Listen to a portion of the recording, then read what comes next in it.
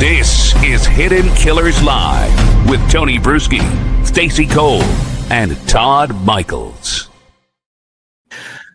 Okay, Donna Adelson, Wendi Adelson. We're going to talk a lot about those two today. In fact, 2 hours of it. We're going to get into the latest on Donna's appeal. We're going to go through Wendi Adelson's initial, I would say deposition, but her initial talking to police, her initial interview with police right after Dan Markel was murdered. In case you haven't seen that before, there's a lot to unpack. And yes, this goes way, way back, but we're having to do that because way, way forward in the future is where we are now in this case.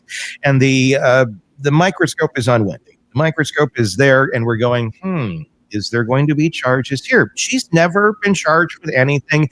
Innocent till proven guilty. Innocent in general right now because there are no charges against her. But in order for us to kind of let's examine where this might go. And on the words of Georgia Kappelman, the attorney, stay tuned. So let's tune in. Let's find out maybe what might lead us to the next chapter in the Adelson case. But before we get to watching that, and we're going to also break down a lot of testimony from Wendy. We're going to talk about what might she be acting like if she has no knowledge of any of this after the fact. What might she be acting like if she does have knowledge after the fact? Siobhan Scott, psychotherapist and author, going to be joining us in our second hour to break all of that down as well. So this is going to be a big, big Wendy deep dive today. Let's start with the latest information, though. Donna, she's not super happy about the fact that she was found guilty and is going to be spending her life in prison. So she's appealing, which is what pretty much everyone who's found guilty does. That's not anything crazy here. So she had a letter drafted up by her attorney, who I think we should start with this, by the way, works at a crematorium. How is this even possible? Young Fulford. And how do we know this? Well, we looked at the address on the letter, the appeal document of where her law office is, and it's right here at the Young Fulford Grace Crematory.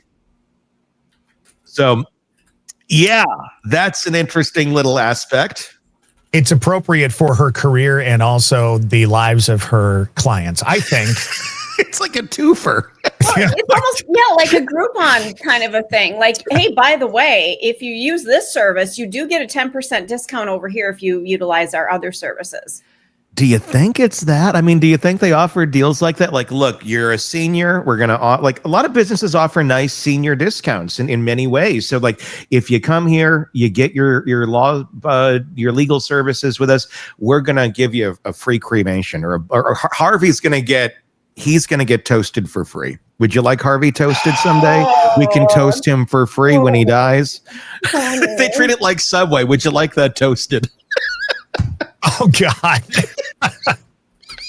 There goes our chat room. Right? Sorry, everybody. Yeah. Would you like that Tony toasted? Gets a little off leash.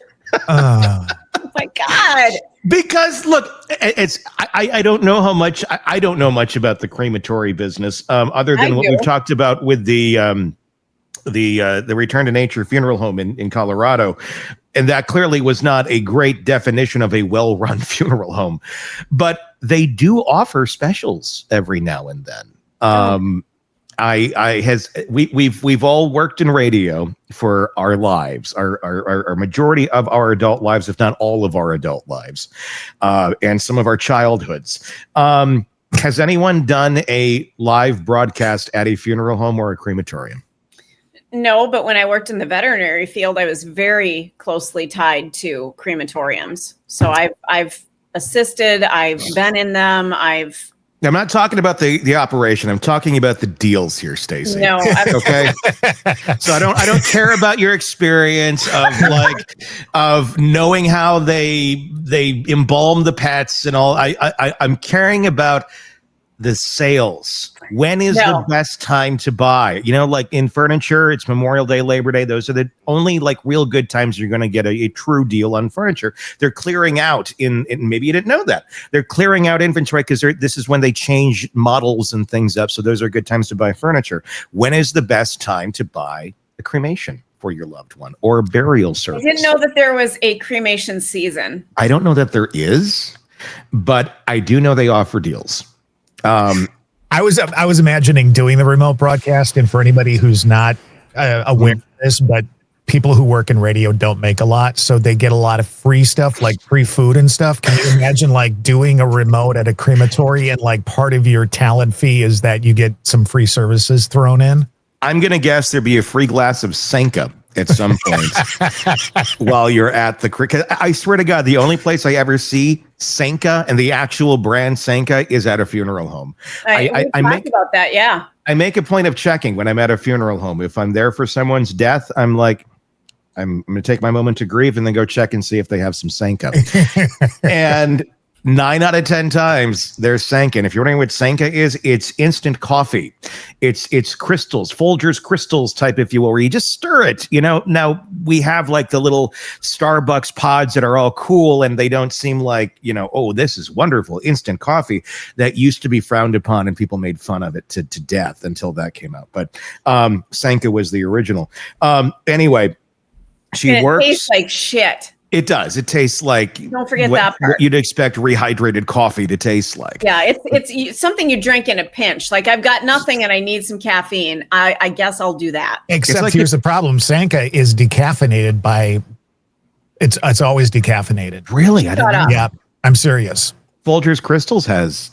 Right, but there are ones that do have caffeine. I think the Starbucks does too. That's the thing about Sanka. The big selling point with Sanka was that it was always decaffeinated. Oh my God! So the it's little even, green stripe on the bottom says naturally decapitated. Crappier than you ever thought. So you weren't even getting a buzz off of it, Stacey. That was a placebo effect. Oh my God! You're like, give me more of this Sanka. It's really giving me a buzz. It tastes like shit, but oh my God! My entire childhood is just a lie. Yeah. So, anyway, she operates out of the funeral or the crematory. It looks like it's a family business, and I guess that's where her office is. I don't know. That's how some people. I guess I would have expected more from the Adelsons, but maybe they're just out of money, and this is who you get. This is what it. Well, and it, you know, they might be really good in the funeral business, and maybe. But those two industries, that's a very unusual combination, and I imagine that they can be quite cumbersome. I don't know how you keep all of it straight. It's a weird one for law to be connected to because it feels very Sopranos-ish. Like, oh, my attorney, yeah, he's got a crematorium in the back of his office. Like, what? It seems like it could be a little too convenient at times. Like, well, we can make that problem go away real quick. But back to the sales, back to the deals of, I have done a broadcast at a crematorium. Oh God. Or a funeral home, I should say. I don't know if they did crematory services as well. Or is it crematory? Do we say crematory or is it crematory? Because crematory sounds a little more current. Like, ooh, that sounds the creme fraiche. That sounds like something you put in the dessert. You put in the Nespresso or something. It does. Like I'm having some of those delicious crematory remnants of my loved one, where now you can get them turned into Sanka crystals and you can drink your loved ones. I bet you probably could. If we looked it up, there's probably something where that's possible. Caffeine free though. I mean, or can you get your loved ones caffeinated? Will they do that too? I have done a live broadcast at a funeral home. It was the weirdest thing. It was our AM station in Wichita. Was a classic country, and the target demographic was adults 85 plus with heart conditions. Right. Yep. And it basically, so it fit. It was a good place to advertise if you're a funeral home. And one of the older folks who worked on that station was not available last minute to do this broadcast. I was around, like, can you go do it? I'm like, all right. So I went. And there wasn't balloons and hot dogs, which would have made it a lot more fun. I really I really thought, can we get a prize wheel or something? Can we do something that really is insanely inappropriate for this? Because it's weird enough that we're here. But no, you just kind of sat there the whole time. It was like a car dealership, remote, where sometimes you end up sitting there in like the office of the GM who's having all the dealers are coming in and out going, so-and-so wants to do this. This is when they go back and let me go check with my boss moments. But it was in a funeral home where it's like, are they coming like so-and-so wants to do this on the casket number 45B down in the basement, the one with the blue handles. Can we do that? Let's see if we can get him up to 5'5". And it was kind of that sort of a my gosh. What an awkward situation, because when you go into a live broadcast, we call them remotes in radio, at least we used to, if you do them.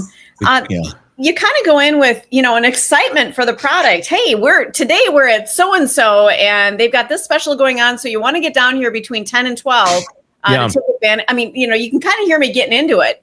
How do you do that at a funeral home? They did have I don't remember what the special was, but it was some sort of a special. I think it was something to this is why I remember it, because my parents took a deal like this at Ryanzi.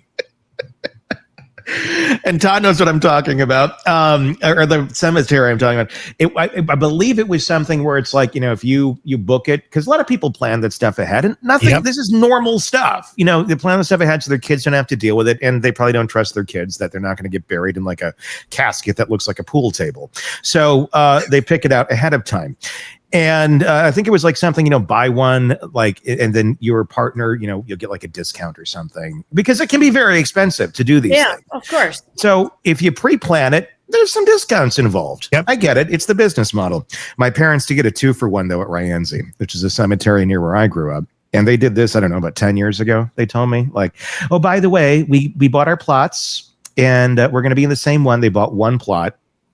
And they're going to put both their ashes into one plot. So they don't want to have double stones. They just got a one stone. They put both names on the one stone. And then I don't know why we have a plot, because they're getting cremated now. And so I guess we put them there. I don't know. I don't know. I think that's how that works. Yes. You can do that with cremation. You can double up. Yeah, you can put your animals in there too if they're cremated, obviously. You can add them later? Yes. I don't know what the legality of later is, but I know that you can be buried with your cremated pets. What if you go first? In some states. What if you go first? Do they dig you up and pop if it's a casket, do they pop the casket open and drop snuggles in there with you? Or is it like they just get kind of buried next to you in another capsule? I don't know, but I recall there was a situation that I worked with a at-home euthanasia company, and there was somebody otherwise known as Blue Apron. No, I'm kidding. Well, it's a lovely service to have the vet come to your home so you don't have to drag your dying pet into the vet clinic. I like that. Oh, wow. Yeah, it's a lovely thing. But there was somebody that was terminally ill, and knowing that they were going to die, and they had called to set up. You mean a pet, not someone? No, the human was dying. Oh. And she wanted her 6-year-old, I think it was a Doberman, euthanized, healthy pet, because she wanted to be buried with it. And we're like, no, this is a healthy pet. We're not doing this. You're going to have to wait until your dog is at death's door to join you. You can't just, time to kill Fifi because it's time for me to go. How did that end? How that works. Did they walk into the other room? Well, if you're not going to do it, my Tommy gun will. They took out the pet, and you're like, oh shit. Well, now we have to do this. No, we never did the appointment. They didn't. It didn't turn into Scarface. No, it did not. But there's a lot of weird people out there, and this person who was terminally ill and dying, and I understand the grief process. She wanted her dog with her. Yeah. But the dog was nowhere near ready to go. That's not how that works. So humans. I have a weird relationship with cemeteries. I love walking through them. I think they're fun. But I remember as a child, going and I'd ride my bike. There was many near my house. I'd ride my bike around them. I spent way too much time in cemeteries as a child. Maybe that explains a lot. We're going and visiting the one that my grandma ended up getting buried in. She's in a wall in a mausoleum, and visiting it while she was alive, going, there's where I'm going to be someday. Oh yeah. Older people, at least when I was younger, that was always a thing. Here's our plot. Yeah. Here's where we're going to spend eternity. And my worst experience in a cemetery was when I was, I had made the cheerleading squad in I think it was 9th grade, and they took us to. Here's a tie-in. No, just wait for it. They picked us up in the middle of the night. They kidnapped us. You can never do this now, like at 3 a.m. and dropped us in a cemetery and left us there. So all us new cheerleaders were left in a cemetery for a half hour. Who did this? The seniors or like the administration of the school? The captains of the cheerleading squad. So you want to talk Mean Girls? There you go.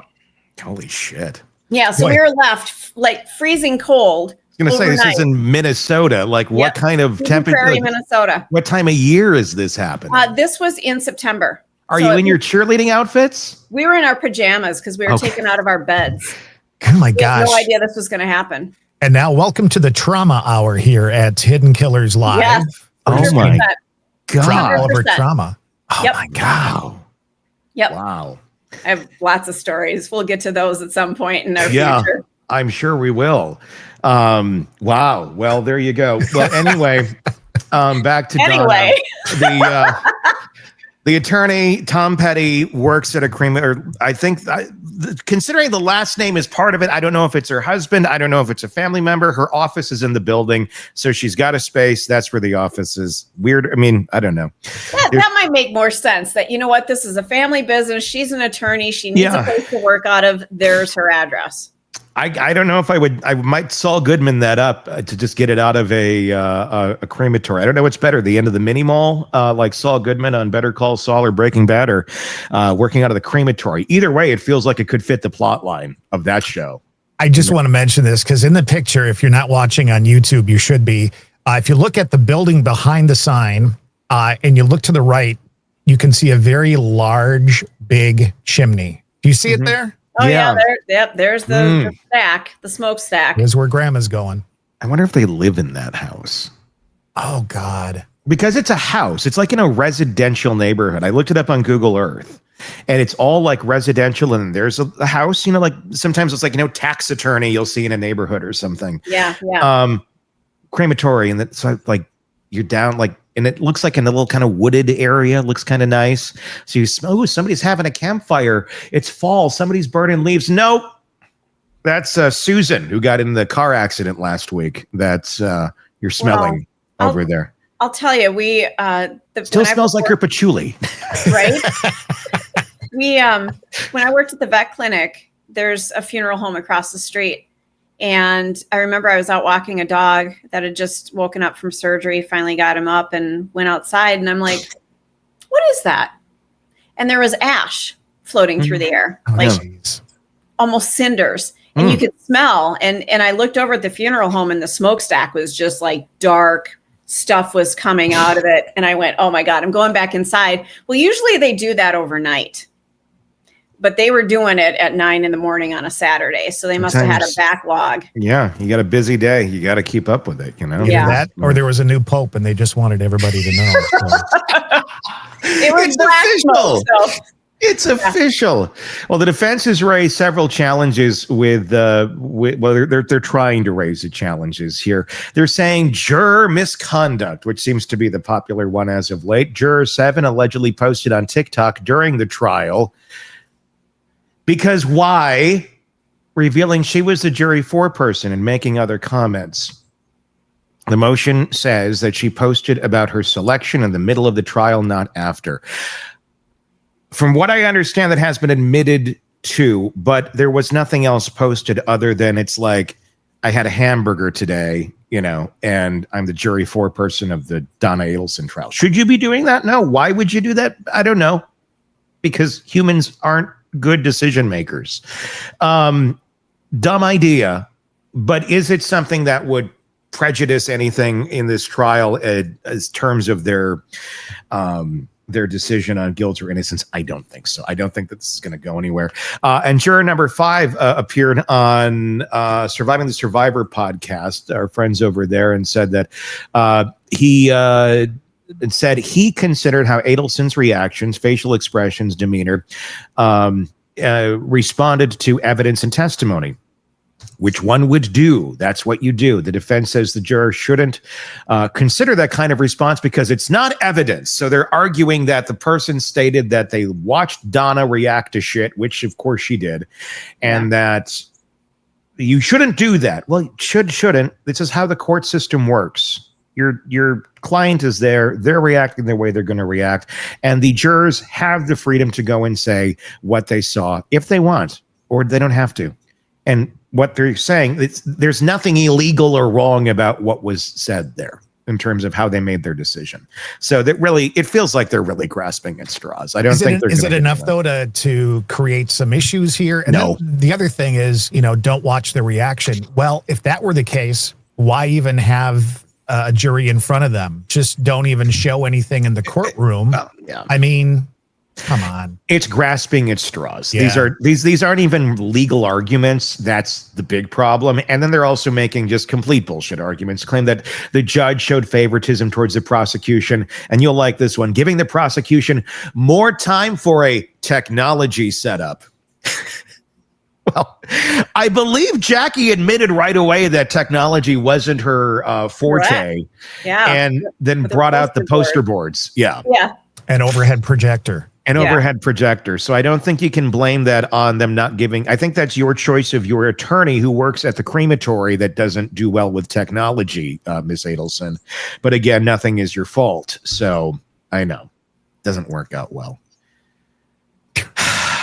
So that's that. That's what they're trying to argue here. You get what you pay for. I really believe that in life. You really get what you pay for, whether it's an attorney, a doctor. If you're going to a low budget doctor who, works out of the back of their car, might not turn out well. It might not. And, if you can't afford it, you can't afford it. I get it. But the Adelsons have a lot of assets that they could have sold and gotten themselves a high quality attorney. Well, imagine this. If they wouldn't have paid to have somebody bumped off, they'd have some cash. Hey, if you just look at that financial strategy you're working on there, Todd. And I'm not even good with money. Trust me. Look at my bank account. But if you just lived your life and not tried to kill people that got in the way of your desires, hey, you might have been able to figure things out. Things do tend to work themselves out without murdering people. They really do. Oh, they usually do. But got a funny text. I bet Jackie knows how to press that incinerator button, though. Good one, Jennifer. That's beautiful. She's like down there. Hang on, I'm working on a brief by hand. And by the way, that was Jennifer. She adds a lot to our chat. I just want to give a little shout out, really insightful. So thank you for that. I wonder if she was sitting there at her office, like, hang on, I'm working on this. And you can use I don't use it. I use a typewriter, but it's broke. I think I need a new ribbon. And they're out of them at the office store. And then she's like, so she's just working on this. Like, hey, Jackie, it's time to press the button. Is it time? Is it time? And then she's all excited and runs out and hits it. And then goes back to working on the Adelson case, which she'll be prepared for in 2038. Oh man. So there'll be plenty of time for that retrial when Donna's already in the crypt and looking even more like the crypt keeper than she already is. So there you go. That's that. Let's take a look now. We're gonna review some of Wendi Adelson. This is her initial questioning by police right after the murder of Dan Markel. And I've edited it up basically 4 times so we can get to the bigger, more important, juicy parts, took the breaths, took the and all that out of there. And we're going to watch this. And we'll kind of pause as we go through. So you guys stop wherever you feel you want to stop. Just raise your hand or press the crematory button and we'll stop. This is from, if you see on the screen, July 18th, 2014. So this is 11 years ago when this took place right after the murder of Dan Markel. Let's begin. With security, it is Friday. I told the person I was a lot nicer around it, or even though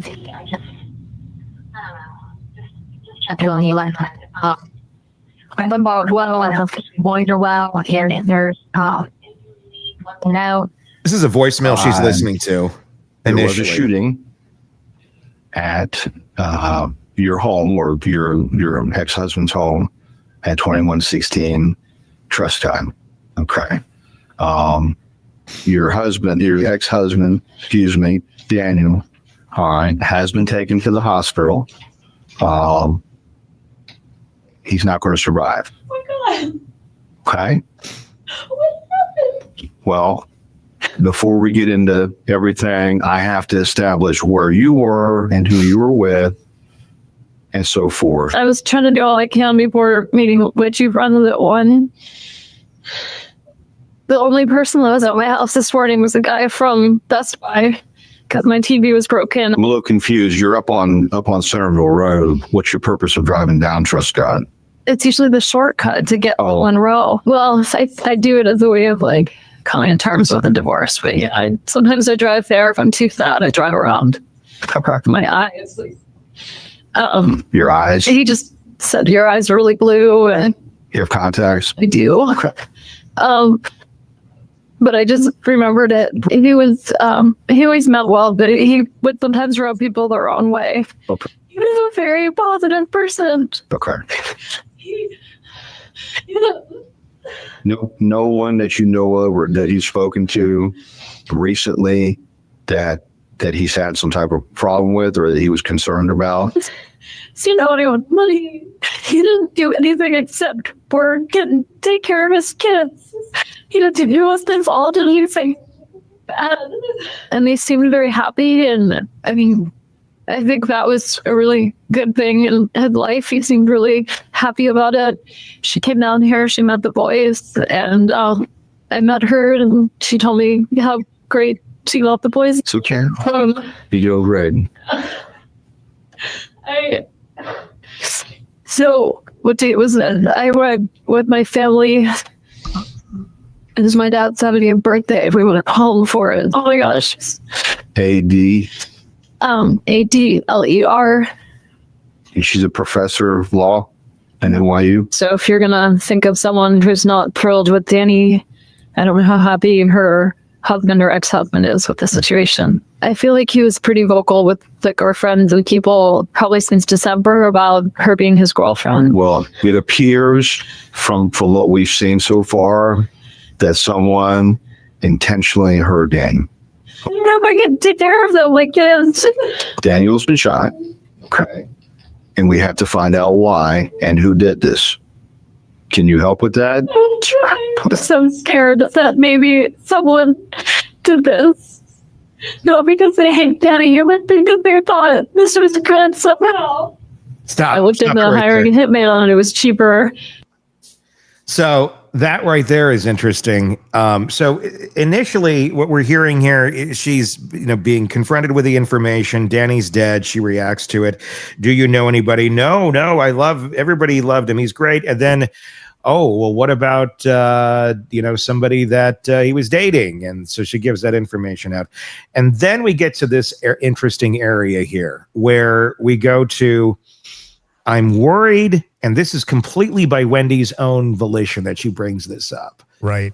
I'm worried that somebody might wanted to have done this, and I'm paraphrasing, not because he was bad, but basically that somebody would have done this for her. She brings that to the forefront. I think the truth has just been revealed, hasn't it? Well, I don't know just, but it was revealed a long time ago. But okay, so that's the crux of the whole Wendy situation is this literally, what she feared was going to happen if she didn't know? Did she know her family was capable of this? Had the feeling that they would do something, thinking, I'm going to do this, because it'll be better for you. And look, narcissists do that sort of shit. And it doesn't always involve murder, but they'll oftentimes but narcissists only think about themselves. They think about themselves, but they will do things that make them look good. They'll do acts for other people at which they feel they'll get the adoration for. And if they feel they'll get the adoration for removing your husband from the picture so that the people can be closer to your kids and it fixes your problems, so everything's good in the end, right? Doesn't matter about your emotions, your feelings, your kids' emotions or feelings, anything like that. It's just, I check this box, must be good, right? And then it goes to reality, and then you get a situation like this. But did she know? Did she not know? That's the big question. Yeah. Feels like she knew. Let's keep listening. To get you this TV, so instead I got you this TV with a gift because my brother said it was cheaper than a hitman. It was my divorce present. Okay. And he agreed to it, and then months passed and he just never paid me. Really? He's a bit of a character. Okay. So I don't know what he's driving at the time. Right. But I'll tell you, he's a periodontist, and he has this practice where he works from early in the morning till late at night. Oh my god. What? What? Oh my gosh. What? I can't believe this is happening. I couldn't tell from the way you were talking to me in the car if I was obsessed. Well, no, the reason was I didn't want to get into everything until we got up here. I can't believe this is happening. It's not worth getting upset over. And honestly, I leave my ringer off a lot of the time, so I didn't even hear the call come in. I have been advised that law enforcement are engaged in an investigation concerning an alleged violation of federal or state law pertaining to a shooting incident. I have the right to refuse consent to the search of my property. I have the right to consult with an attorney or any other person of my choice prior to giving them consent and permission to search the above described property. Such items can connect to solely because of my desire to freely and voluntarily cooperate and assist in this investigation. I have not been promised anything or been threatened or coerced in any way, nor has any inducement of any kind been held out to me in return for this consent and permission to search. I feel like I need to help. No, you're going to get. What's going on? No, you're going to get it back. Ask a question. So she's giving her rights to search her property immediately, I'll be right back. which is interesting. They're going to take your phone. They're going to hook it up to a machine, download the information. And things are really good for him. There's no way he did it to himself. It's okay. I believe you. It's really scares me because I agree that there's someone out there that's willing to do instead of telling you so bad. It just feels really impersonal. Playing with time every day, a lot of fun.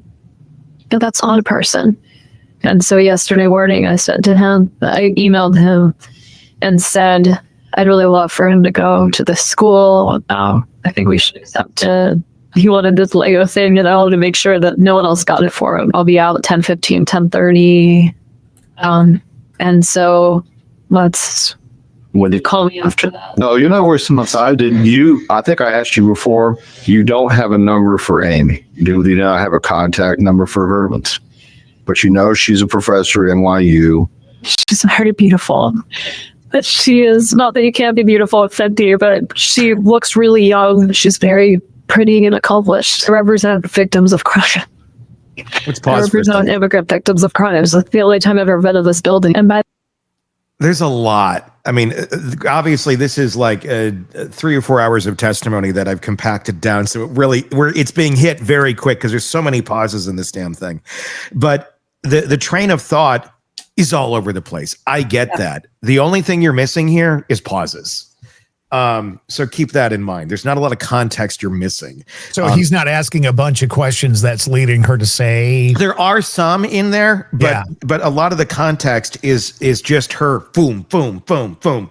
It's just this throw up of information where she's going everywhere from no one could have done this. Well, what about this girl she's dating? And then she goes, I mean, look at her just how immature, how juvenile her train of thought is on these people.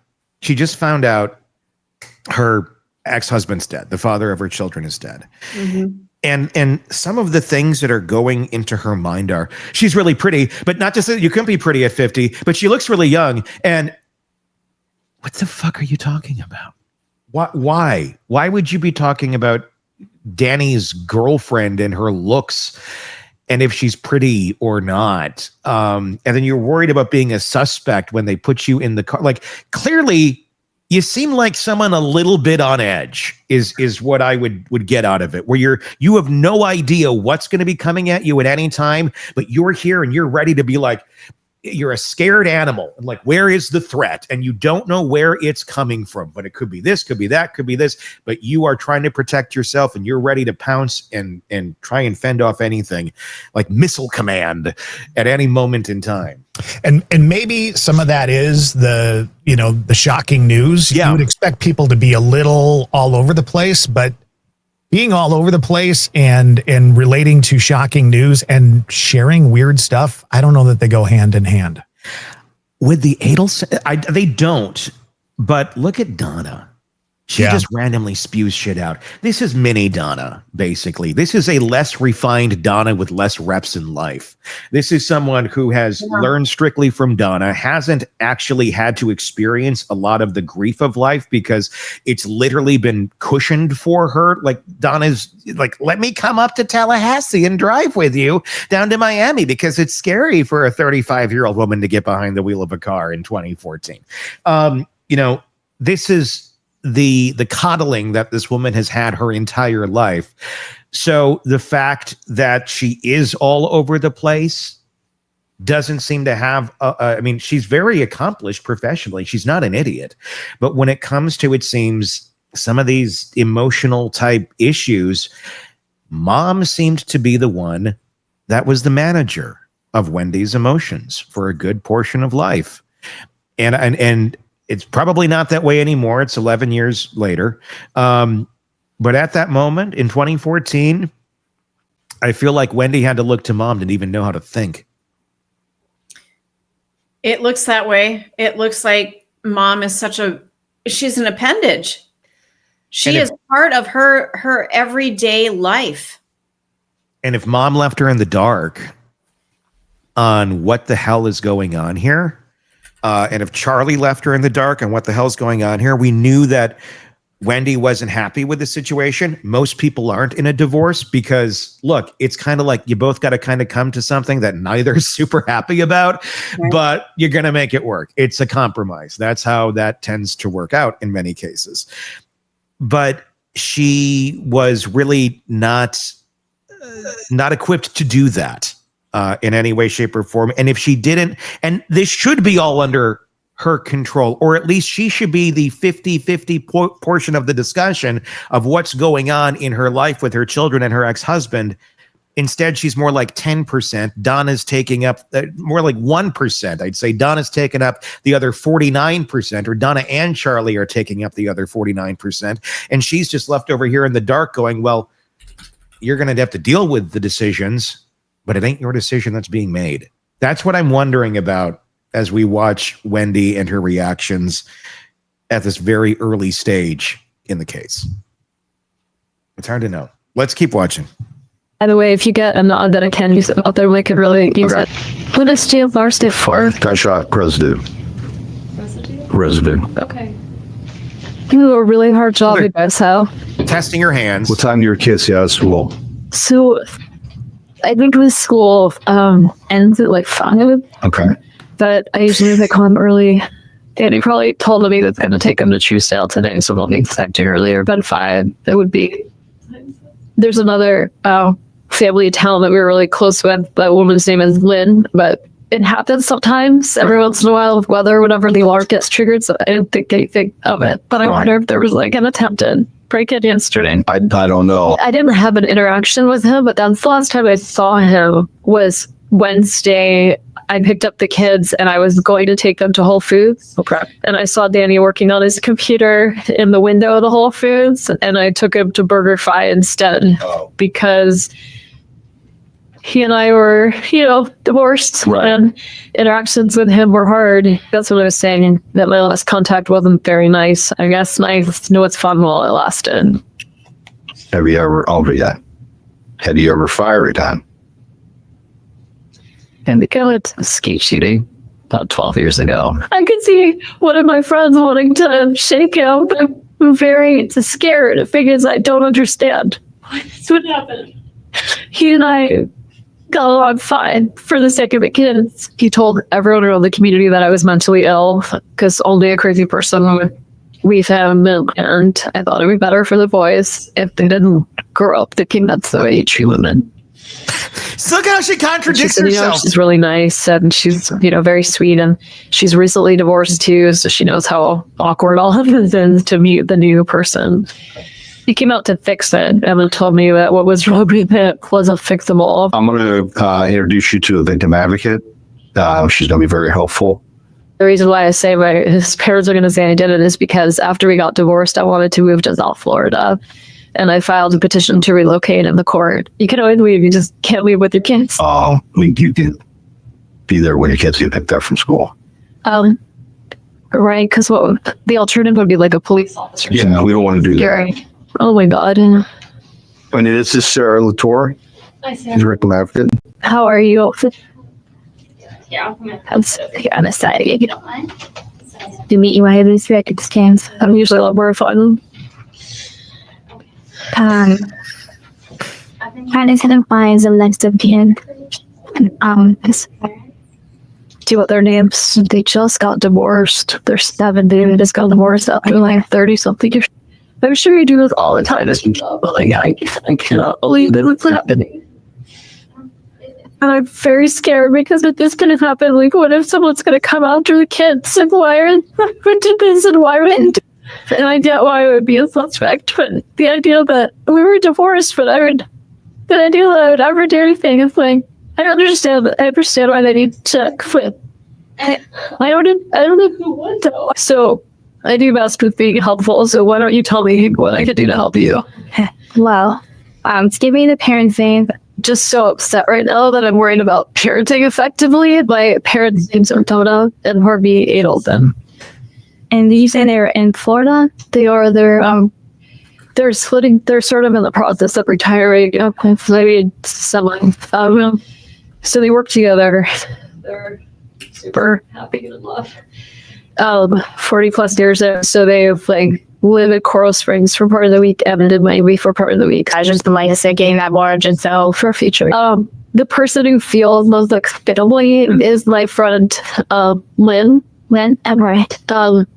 She's just a bit older than me and very close to their family. I am in shock right now, so I could probably be functional to like drive a car. Well, I can help with kind of that type of stuff. I have a lot of friends who have kids, so they have their own responsibility. You know, you're always fighting a remote.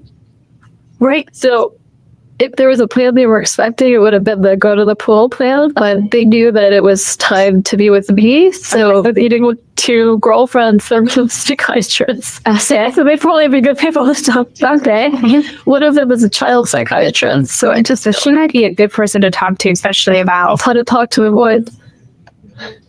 God, we really should start memorizing more phone numbers. I just feel like I'm in a Twilight Zone. I keep picturing my kids like at a funeral having to say goodbye to their dad, and I just take it one step at a to do this. Let's pause. Yeah. I have no timeline. Well, obviously she didn't take the kids to the funeral. Correct. So they didn't have to worry about that much.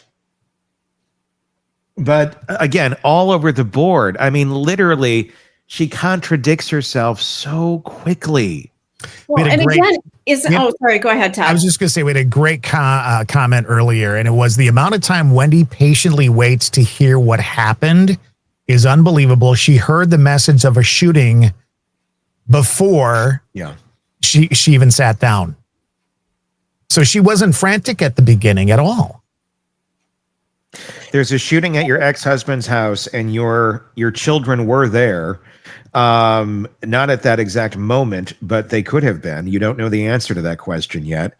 And you're just kind of like, I wonder what they're going to tell me as you're sitting in the police. Can you imagine? It's for questioning. Like, yeah. The point I was going to bring up was the fact that this woman is, she's a bit frantic, but I also feel like she doesn't know how to act here. She's really confused, and it's really coming out all over the place. And I just wonder how any of us would act in an interrogation. I've been interrogated once. And, what happened? What did you do? Well, and it has to do with the radio station. So we had this dance that raised a lot of money for cancer every year. And I'm trying to remember. How the hell did Disco Cures Cancer end up within a police interrogation? Because one of the salespeople stole the money. Oh, I remember this. Okay, yeah. So anybody who had walked into the building over the weekend where the cash box had been sitting before it made it to the bank on Monday was a suspect. Well, we had key cards. Yeah, so they questioned you because you were in the building, and? Correct. And the reason I went into the building was because I was so damn broke that I had to go into the building to steal a roll of toilet paper. Did you admit this when you were questioned? Or did you say I need to go get something at my desk because you didn't steal the money? I said I needed to go in and get something. Okay. Toilet paper. And they didn't ask what it was. I just said I went in quickly because I was only in briefly. You don't have to use the key card to get out. So they didn't know how long I was in there. But it became a running joke that my old radio partner, Dave, he always buys me toilet paper for my birthday now. I would say it would have been very suspicious if you said, I went in, but I was there to steal toilet paper, not the money. You would have been arrested. Exactly. But it was terrifying, the questions they ask you. But obviously, I was never a suspect after the interrogation, but it lasted for an hour, asking me about all the things that I do in my life. And it was terrifying. So I guess I could see being all over the place and being scattered, but I feel like she's giving nuggets of truth by accident here. Yeah. And I think that's because she knows what happened. Well, she has, it feels like she has some idea, or she suspects she has some idea that her trainers have killed her husband. Yeah. I think that's what we should call the Adels, her trainers. Yeah. Because that's kind of what they are. And I mean, and I like the comment there, Wendy's anti-anxiety meds heavily failed her that day. They'd fail anyone if Donna Adelson's your mom. Like, there ain't no meds that are going to do that unless they're like completely sedating you. Yeah. You are always going to be on edge. If that's your mother and you have that kind of relationship with her in your life, you are always going to be like Wendy. If it's unregulated, unchecked, and you're just going along with the game. Yeah. It really is spooky. Let's watch a little bit more of that. With being recognizing told them Frank was they don't want to traumatize them. I'm about to get bloody traumatized. So what I would most like would be to pick them up myself and have someone with me if they don't feel like I can drive. I think you can tell them Wendy needs help. That's what the boys, because I don't have, like, I think you can tell them why I don't need them. Sorry. Tell us what? No, you're welcome. I'll fill out whatever paperwork you want. Right here. Search the damn. I eat a lot. I lost the key to my house, so I went to buying many spare keys to give to friends around town so I don't get locked out of my house again. How did they bring in here without tough truck? Yeah. We're trying to be as efficient as possible. I heard there was a shooting on Trescott. I thought because she's a real estate agent, maybe she was rolling around and she saw Trescott. But I also am kind of scared that there's like some maniac out there. Your job is very hard. There is a maniac out there. Personality for it. Coming. Thank you for saying that. I feel like I'm in the middle of a nightmare. This isn't something that anyone plans on going through or wants to go through. I understand why I'm a suspect. I guess I'm not a suspect. I understand why you would think that I would do this, but not you, but right. There's no way he did it. He never really got depressed. He never got that sad. Like, he was a really positive guy. God is dead. The way kid who's still in diapers, but it's having a sophisticated conversation about God.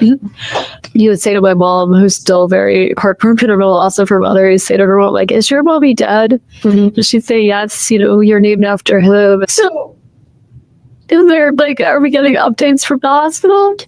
They have been, and they were at the hospital. Obviously, when, something like this happened, they could go to the hospital. How did this? So when it happened, did someone call the police because they heard a gunshot or something? How would they know did he call the police? I always recommend people not, especially young children. They're so little. I mean, they could, I want them to have, if it's going to have to be memories, I want them to be good. But why would someone do this? Like, why would they just come after my whole family? I just have no idea what's happening right now. I'm sorry, and being cryptic, something's happened with her ex-husband and she needs you here and we need help picking up the kids. Your mother would say you can't have your tickets in two places at once. He has a severe, his severe brain injury. It's apparently there's there's too much damage to recover from. Like, if I ever was like brain dead, I would want to be like, I'd want the plug pulled. Oh my God. Oh.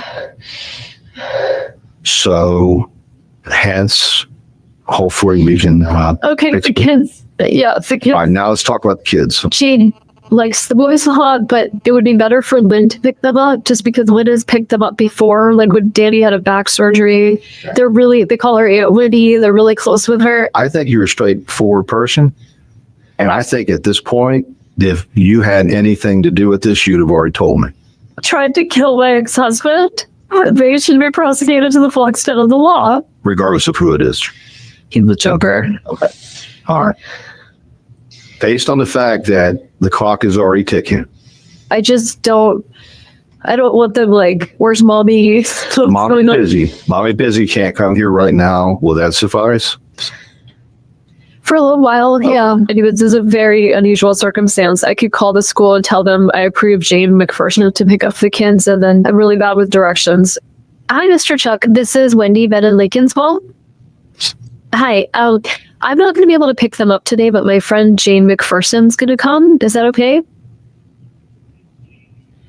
Her name is Jane McPherson. She's a petite woman with short blonde hair.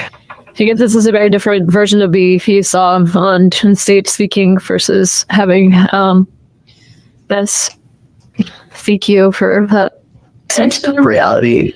I know there was a shooting in Danny's block this spring. That's all I know. And we're just driving up the street, and I saw like the tape, and I just thought, oh, maybe there's like an electrical outage or something. Like I saw the street blocked. I'm a social worker. I've picked up kids that don't know me before, but I think I especially given this. I gave them your name. Clearly, it's not the most important. Okay, let's pause here. And we'll probably wrap up that video. We're going to skip the filler in between video, Todd. We're going to end up going next to some of those clips that I had in just a moment, so you can get that queued up. Sure. Wendy on blaming Charlie. All over the board there on her reactions. I mean, and let's bring in Siobhan Scott as well, psychotherapist and author of The Minds of Mass Killers, and also your new memoir, which is out, Nightbird. Highly suggest go checking that out wherever books are sold. Siobhan, thank you for joining us. I know you got a chance to see some of that in the green room there as we were watching this. And obviously it was a very clipped up piece, but it really it eliminated a lot of silence, and you really saw her go boom, boom, boom, boom, boom, from here to there to over there in a very short period of time. What was your reaction as a psychotherapist, seeing someone reacting to this information, supposedly getting to them for the first time? Just the bits I've seen of it, it doesn't surprise me because people, when they're getting information that's highly stressful, they do bounce around, and sometimes from hysteria to tears to seeming calm and more grounded, but then they go back and forth. So could be legit. That was my thought. Yeah. And that's the weird thing with Wendy, because it's always this could be. And that's what I want to go over with you today. I want to kind of go two different lines of conversation here. If Wendy knew, and if Wendy did not know, what would the behavior be of someone on either situation? And I know it's all speculation. It really could go, either direction in many ways, shapes, or forms, but we're just going to try to deal with the evidence that is in front of us as far as what Wendy may or may not have known. The custody war was the catalyst for a lot of this for years. Prosecutors, they said that the case boiled down to one thing: Adelson's obsession with pulling Wendy and the kids out of Tallahassee and back to Miami. Every conviction so far, from the shooters to Megbana to Charlie, Donna, all hinged on that relocation move. The jury in Donna's trial didn't just hear evidence of money changing hands. They heard a family desperate to get their daughter and grandkids away from Markel. at seeming any cost. If Wendy knew, I mean, how would someone mentally turn a custody battle, a legal, everyday conflict, into a justification for murder? And what has to break down in a person's moral compass to take that leap and for that to make sense? And I'm wondering if Wendy ever really did have to take that leap, or if she just kind of knew in the background, oh, there's a potential here for that with these people that are around me. Custody disputes, for anybody who's been involved in one, particularly if it's a messy situation like this one, it's a life or death struggle. It can feel so intensely personal, and you see sides of people that you would never normally see. So how would she experience this? It could have been something that she was willing to go along with, things that in her right state of mind she never would have gone along with. But as you say, we don't know. And it's also possible that she didn't. I mean, personally, watching her, I would love to believe that this lovely young woman, this mother, had nothing to do with it. But I don't know that. Well, and it's that gray area with this whole damn thing. And that's where it feels weird as we get to Wendy. It's like, did you know? Did you not know? Is there enough? I mean, and just having knowledge that your family is capable of doing something like this. I mean, what do you do if nothing's been done? It also goes back to the see something, say something type deal. Like, if she had no idea that they were planning this murder, what do you do? I think my family might be planning a murder. I'm not sure. They've joked about it a bit. They kind of seem to talk about things in secrecy. Why don't you go investigate them?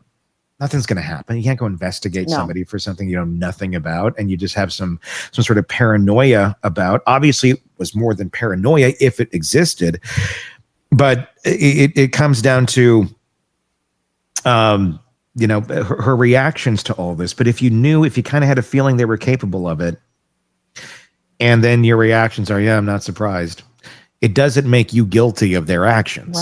Right. Yeah. And it's one thing to have a controlling mother and, who's a bit obsessive about your kids. And, clearly Donna was, but the leaping to murder is quite a leap. And if in fact they've never done anything like this before, it's reasonable to assume that she just thought that the jokes about, that her brother was making about, a hitman or killing him or whatever. People do joke about things like that. And it's usually in a custody dispute where you hear people say those things. And one part of them might have that as this subliminal wish, but it's quite a leap, as you say, to actually hiring a hitman. Yeah, it is. And I think when people are going through divorce, or they've been betrayed, or dare I say, even cheated on, you start thinking things that you normally wouldn't think. Yeah, it's a trauma response. And again, it doesn't mean that you go stand on a street corner and go, hey, buddy, I got to. Where's a glimpse into Stacy's mind right now? Well, things happened to me, and I felt really angry. Did you think you could just go somewhere in downtown Wausau and go, hey, buddy? But I never did that. I mean, if there was ever justification for being nuts, I'm just asking, like, did you think you could go to a street corner in Wausau and just do that? Like, to see who shows up? I do hits on the side. I know I'm selling lemonade over here, but my 14-year-old over there just got a new rifle, looking to make some money for college. Hey, there's a lot of hunting and fishing that goes on around here. It's possible. It's possible. Yeah. But I didn't resort to anything like that. I got angry and hired an attorney. Yeah. And that's what rational people do. Yeah. And you pack your shit and you move out and you move on with your life. So what happens in somebody's brain that they resort to this? That they don't go to this normal pattern of, okay, how do I pick up my life and move on and get going with things? They resort to this, that I need to eliminate this person. Yeah, would life be easier if this person were gone? Absolutely. Is it the right thing to do? Not at all.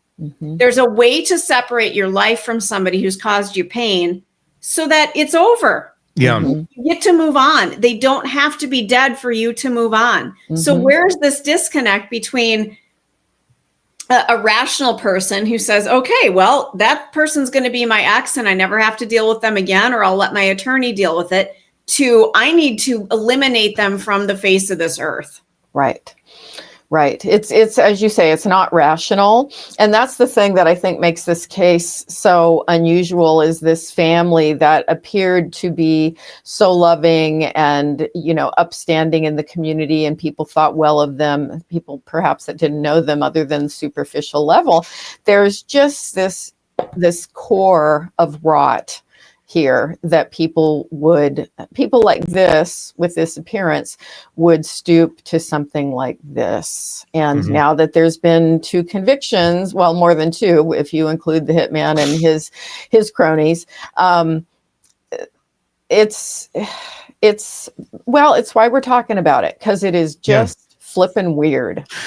Let me ask you what you would take of the authenticity of the portion of her police interrogation early on, where she is bringing up a lot of people. We quite often go back to the piece in the interrogation where she does bring up her family, and she brings up her brother.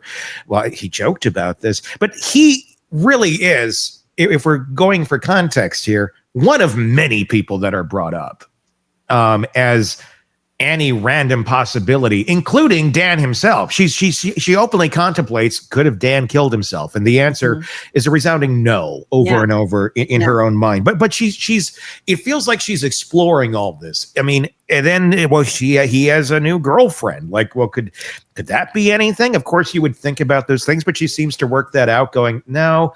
She does go to weird aspects of, she's real pretty for 50 in the middle of all this, but I get your mind's kind of going everywhere at that moment in time. She does identify, or attempts to identify, or at least look at all the possible roads and paths of what could have happened to Danny before just going to Charlie and her family herself. But she does identify that as a possible road very early on. What does it say about any of this? It feels like, people do go to this could have been kind of thing. And it feels legit to me. I mean, again, I can't say I'd love to be a mind reader, but it's not surprising to me, if this was news to her, that her brain would be taking her in a lot of different directions. Yeah. And then it's also, you have to wonder where her brain is then taken shortly after this, when she does start talking to mom more, and the conversation ends up, going back about her own ex-boyfriend, and the idea of, well, where were you that one day at this point in time in the afternoon?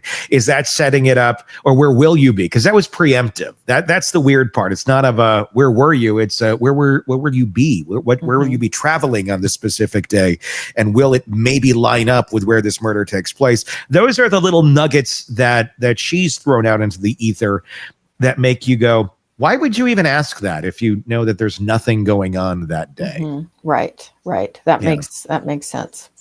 Let's take a look at, this is some testimony. I grabbed testimony from the Charlie Adelson trial, not Donna's. We just watched Donna's not too long ago, because I think the closer we can go back in time, or the further we can go back in time, the more raw of an emotion and reaction we can get from Wendy. And I know we can go back even further to the McBonna and all that, but I thought some of her reactions specifically, because they were pointing a lot out to Wendy in Charlie's trial, and getting her reactions there, may even speak louder. She was more descriptive. She spoke more in Charlie's trial than she did that of her mother. Let's take a look at her reaction here to this when talking about Charlie. Maybe if I hadn't divorced him, he would still be alive. Maybe this is my fault because I complained to the wrong person. Maybe Danny gave a student a bad grade and they came after him. I just was trying to think of who possibly could have wanted to hurt him. But you didn't say any of that before. I mean, the first thing you said was Charlie, right? I don't think so. Page 25 of your interview, line 5 through 15. Do you have any reason to dispute? Page 25, not 5 hours into it, you say Charlie. might have done it, right? Can I see, please? You may.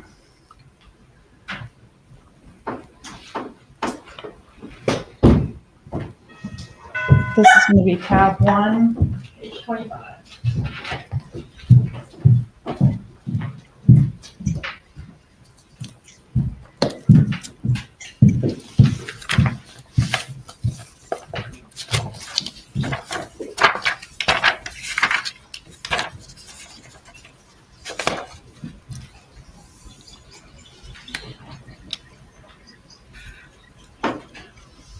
What I say here is that he would never do it. Right under the highlighted part, I say, no, he would never.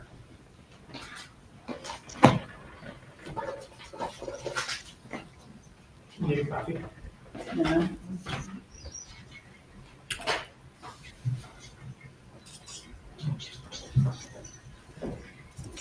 Page 25, line 5 through 15. I mean, my brother, the one, his name is Charlie, the one I'm really close to. He makes a lot of jokes in that taste, and it was a joke he made. He bought the TV for me this morning that got broken, and then I was talking to him about whether it made sense to pay or fix it, or whether I should get a new one. And it was always his joke that, like, he knew that Danny always treated me badly. And it was always his joke. He said, I looked into hiring a hitman and it was cheaper to get you this TV. So instead I got you this TV. And you do say you don't think he would do it, but can we agree you brought up his name on page 25 of the interview? I did. When asked, would you ever ask someone to do something like this? You say not in a million years. When asked, okay, do you think someone would do this for your benefit without asking you? You say no. And when Isom starts to ask you, what good does it serve? You say, I mean, my brother, the one, his name is Charlie. Isn't that how it went? This is the transcript, but I think there's also inaccuracies in the transcription. Oh boy. All right.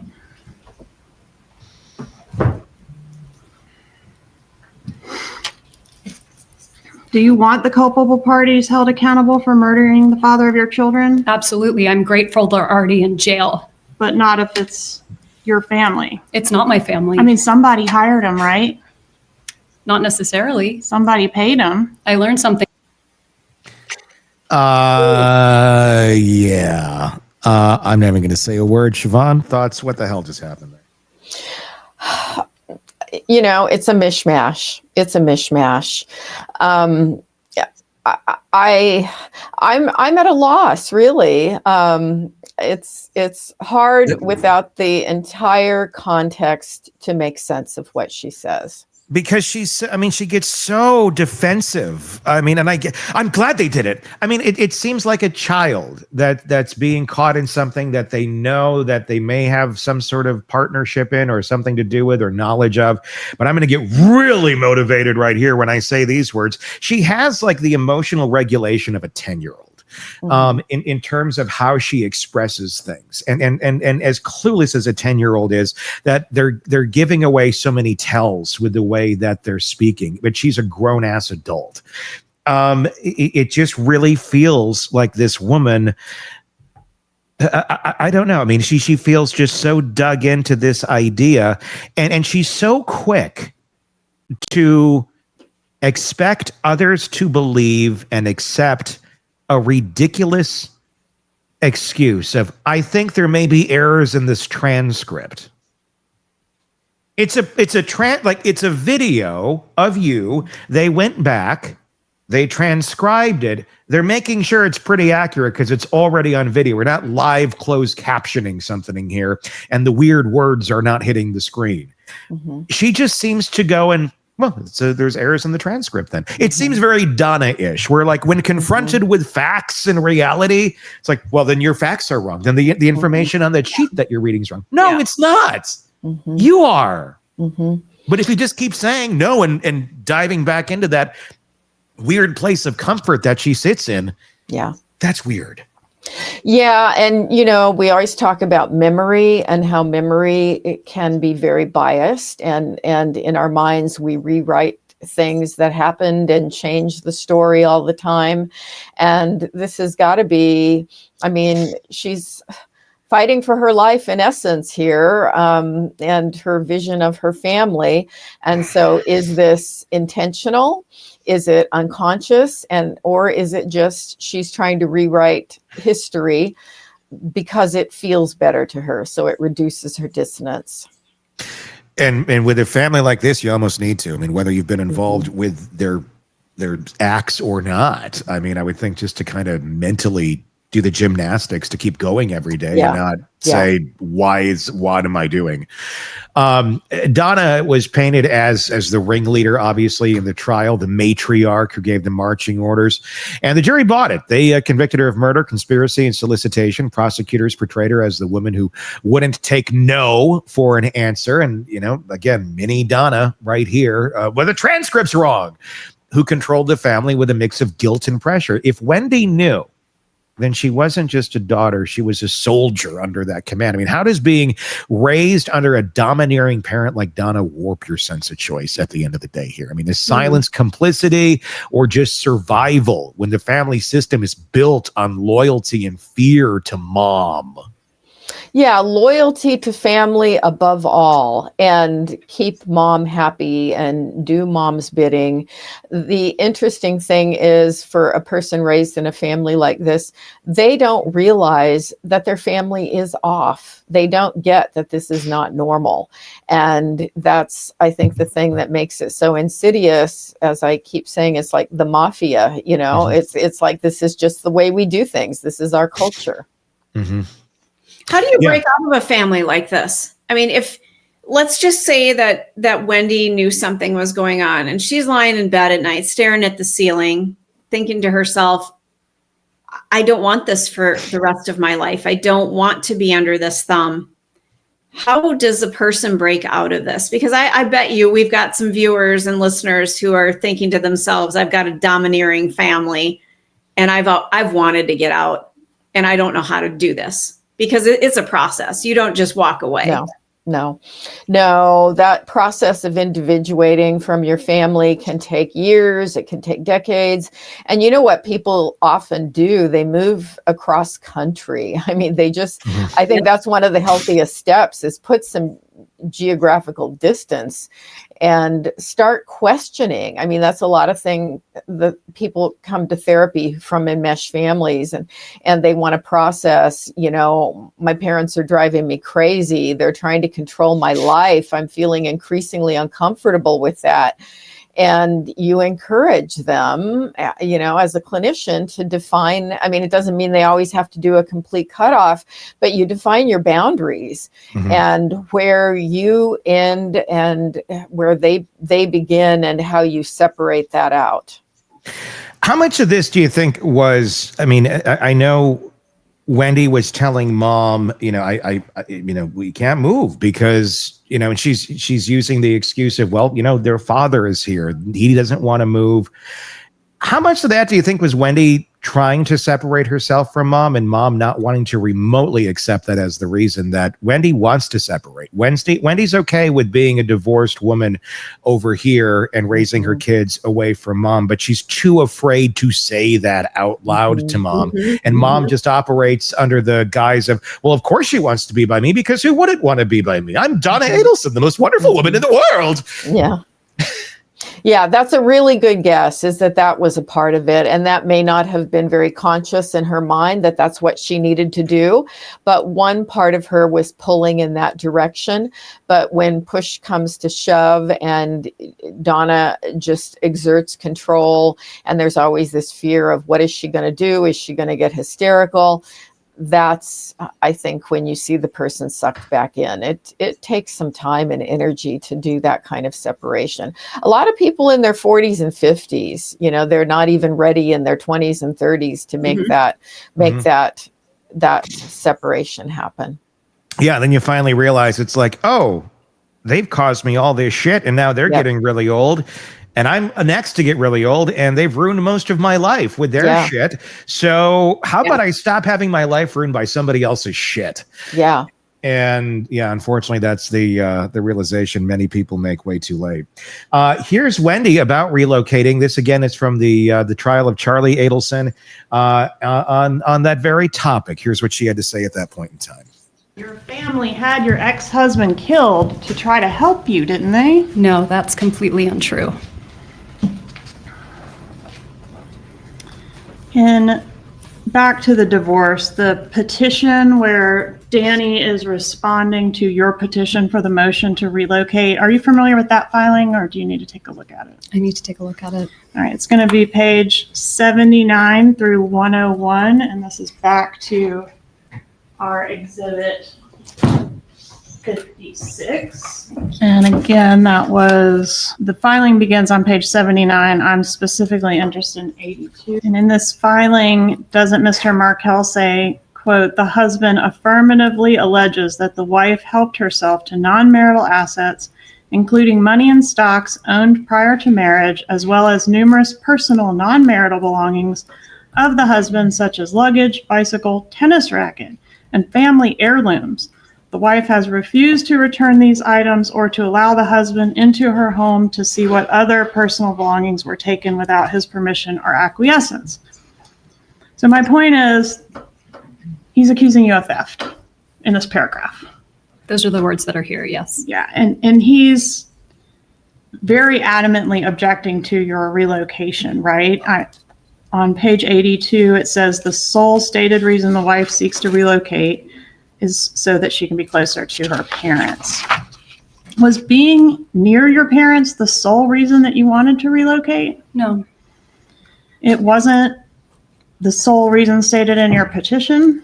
It wasn't the sole reason stated in my petition, and it wasn't the sole reason that he and I talked about before I filed the motion to relocate. Why was he so adamant and so confident that this was the real reason you wanted to be down there? I think there's a lot of things in these pleadings that are not true. So just because it says something doesn't make it true. Just because I said something doesn't make it true. Oh, the dynamics in which these people operate. And then expect everybody, oh, well, this is, you jumped through a ring of fire over here. No, you didn't. Oh, you said this, but no, you didn't. And everyone just is supposed to go along with it. And then when you point out the insanity, you point out to the narcissist, hey, there's a reason I'm reacting this way because you've been treating me this way. You are now the wrong person for reacting this way. Yeah. Yeah. The other thing that jumps out at me about all the things that she's accused of taking is standard ugly divorce stuff where people make accusations about who took what. And I mean, custody of the dog. I mean, you know, people fight about just basically everything. So. Yeah. There's so many things. I mean, from a psychological standpoint, how do families create their own secret, dialects to talk about these sort of terrible things? And what you're told, does it take away, or does it take to always speak in half sentences, never directly, always kind of hiding something, which it kind of feels like the Adelsons are always doing in their own code? An interesting family culture, right? That's based upon an alternate view of reality, where, kids are raised in this style of family. And so they don't realize how odd it is. The rest of us can look at it and say, this is different. Again, it feels like a crime family where there are euphemisms for everything and half-truths. Do you think, I mean, that's pure speculation, and obviously we should say again, Wendy has never been charged with anything. She's innocent until proven guilty. Not even that, because she's never been charged. With where things are at right now, do you think 11 years after this, do you think Wendy is understanding more of that about her family? Obviously, we know that she wasn't in communication with mom since her arrest. Seems that she's kind of been doing things a bit on her own. That's a hard realization to make, I would think, not only for Wendy, but anybody in that sort of a situation. Yeah, I would guess that she has had a lot of insight develop over these years. And I mean, she's obviously not stupid. Yeah. She may have been deluded and biased and particularly, conflicted, but she's got to be waking up. And I think cutting off contact with mom, at mom's arrest was the right thing to do. Cutting off contact is one thing, but repeating the behavior is another. Mm-hmm, mm-hmm. How difficult, and I again, pure speculation. I have no idea what it's like living in the world of Wendi Adelson or being her children. They're teenagers now, but clearly they drew a lot of lines against their father's family and said all sorts of horrible stuff that's documented. Literally, Donna joking about dressing the kids up as Hitler Youth. These are just the things we hear about. Yeah. I mean, God knows what else was going on behind the scenes or in the world of Wendi over these last 11 years. Look, Donna's been locked away for a while. Charlie's been away for a while. There's been a lot of issues going on here. There could have been more time to reunite that family or correct anything in those kids' brains of, grandma said some bad things to you. This was not right. Yeah. These grandparents over here do love you and work on that. But I don't know that I don't know. I don't know that it has been done, was done, or is something that ever ran through the pea-sized brain of Wendi Adelson that it should be done for the good of her children. Mm-hmm. Yeah, it would be wonderful for these kids to still have a sense of normalcy in their lives, to have grandparents that are, more the classic way grandparents are supposed to be. And it would be wonderful if that would be a hurdle that, she could make and do the right thing. How do you do that though with the grandkids now? I mean, when you've literally raised them their whole life. And I don't know how bad they thought, the Markels were. We don't know the answer to that. Yeah. But obviously the incendiary things that the Adelsons were saying, not directly to the children when they were young. God knows what they said as they got older. I mean, how do you go back then on that after all these years of, hey, by the way, everything we told you about these people is a complete lie. Go spend some time.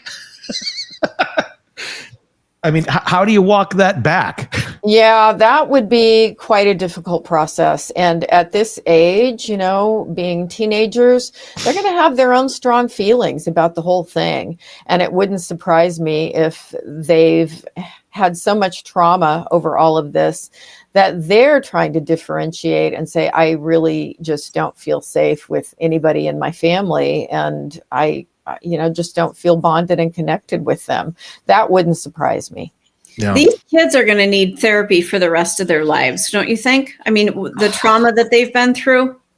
I would think at different, maybe not weekly forever, but definitely a lot of support. And a lot of times people need therapy at developmental transitions, so they get therapy as little kids, and then they may come back, take a break, and may come back as teenagers when they're college age and trying to sort out the family history.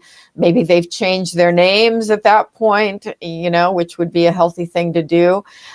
So yeah, probably throughout life, having periodic support from somebody would be a good thing. So it's not just that they need to change their identity. They need to find their identity outside of this family. Yes, very much. And that is a lifelong process. I have a friend who came from not a murder family, but a very, very enmeshed toxic family. And at 50, he had been struggling with trying to separate from them for years, block them on his phone. And then they would call him at work and try to pull him into family drama. And he eventually completely changed his name just to get a separate, moved across country, changed his name. And he feels so much better after doing that. It's like reauthoring your life and reinventing yourself. Yeah. It's always funny when people do that and they take the agency and say, you know what, I'm done with this. I'm going to go do my thing. Because then internally it's like, oh, they're just the black sheep. They're just bad. They don't get us. They don't, it's this or that. It's like, no, they just got sick of your bullshit. Yeah. There's not a lot of self-reflection that comes back after someone does that and goes, maybe it's us. Yeah. Maybe. Maybe. I mean, so if she knew, let's play this. If she knew, and it's a big if, Wendy's lived nearly 11 years walking a tightrope. I mean, publicly, she's a law professor, a mom raising 2 kids. Privately, in this scenario, she'd be carrying knowledge that her family orchestrated her husband's murder. I mean, that's 2 selves to maintain, 2 pretty big, diametrically opposed things. And every courtroom appearance, risks tearing them apart. I mean, what does it do to a psyche to split yourself? I mean, it really is. This is splitting yourself into 2 people, the polished professional everyone sees and the keeper of the family's darkest secrets. And how long before that mask slips? People have an amazing ability to compartmentalize. We see that with serial killers who, can present this facade to the world and yet carry the darkest of human behavior inside of them. So can people split pretty effectively? Yes, but sometimes they develop cracks and live with a tremendous amount of anxiety. And so I would guess this has been a lot of anxiety for her. Do you think Wendy's book was part of the splitting? Her novel, This Is Our Story, it was written before the murder. Prosecutors argue its plot lines kind of echoed her real struggle. So that's why I'm wondering if it was her kind of calling out for help in her own way without even realizing it, of being in that sort of enmeshed, controlling family without realizing, how bad it's about to get. Because this was written again before the murders. Okay.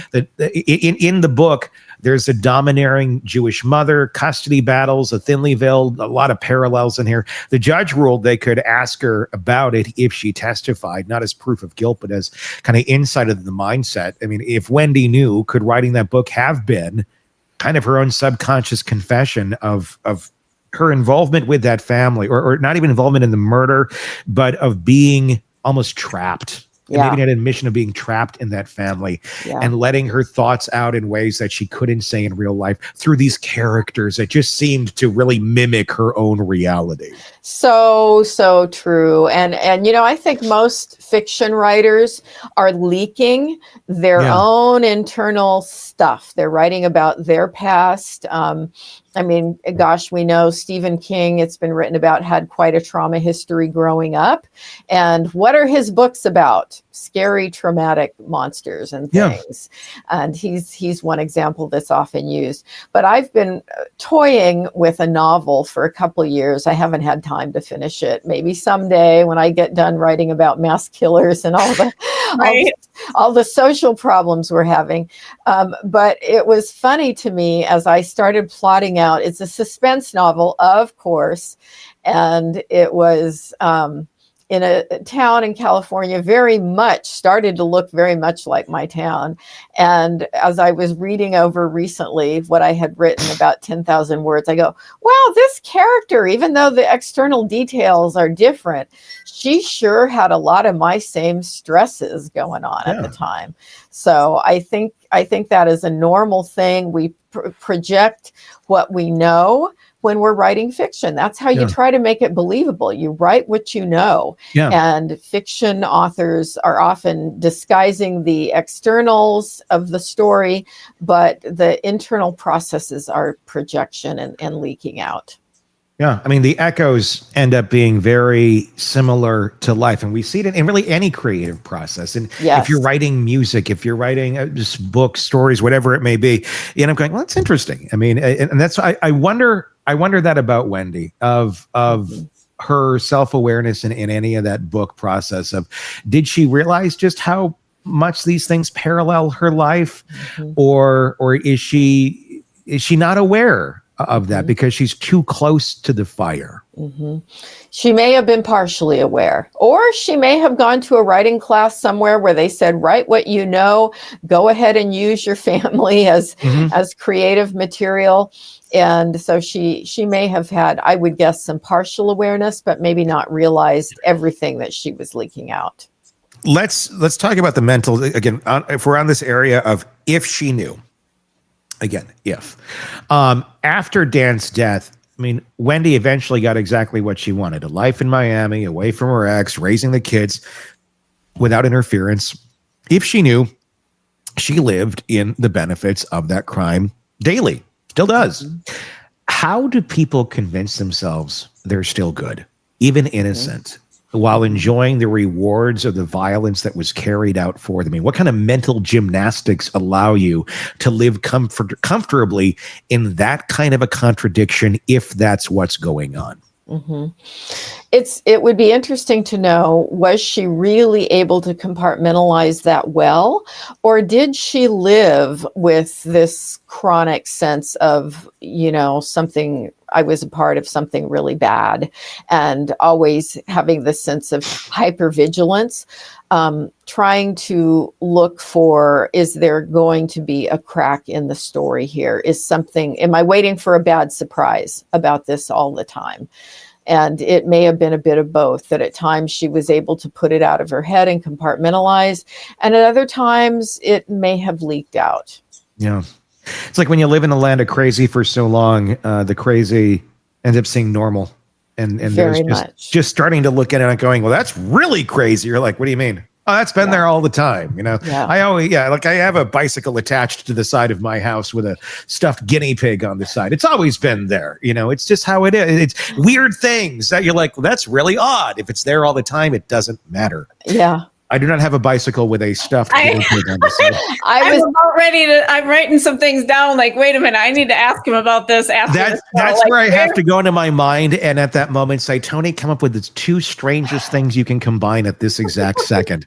And a bicycle and a stuffed guinea pig came to mind. I don't know why. We've got to analyze that. When you're unconscious, where did that come from? Well, I was thinking of weird things. So the bicycle came from Pee-wee's Big Adventure. Okay. So I'm thinking weird Pee-wee's Big. I loved that show when I was a kid, or that movie I watched all the time. So weird. There's tons of weird things in there you can grab all sorts of objects from.